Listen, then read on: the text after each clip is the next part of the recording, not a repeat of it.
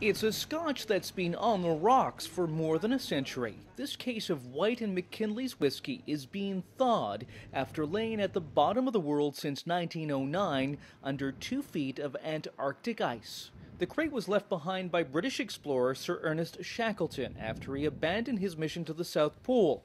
And let's face it, these guys look like they could have used a drink or two. There's not a history there of large amounts of alcohol consumption, but obviously at significant points, Christmas was a big event, as was midwinter. The crate and 3 others, some containing brandy too, were discovered 4 years ago under this hut built by Shackleton in 1908.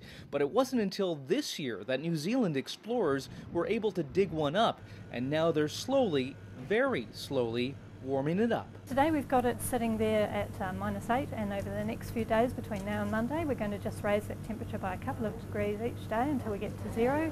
So what exactly would a 100-year-old whiskey taste like? Well, the extreme cold could turn it cloudy, but that would disappear as it warms up. And if the bottles were kept upright, it should taste exactly the same. Whiskey never goes bad. Shackleton's probably had a strong, peaty flavor.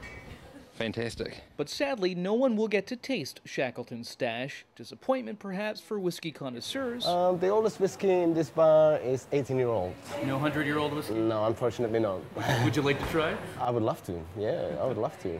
Instead, the distiller that now owns the brand will carefully analyze samples. Who knows, it may be that White and Mackay may be able to replicate the original recipe which has been lost, and then people around the world can taste a piece of history. And that would certainly be something worth toasting.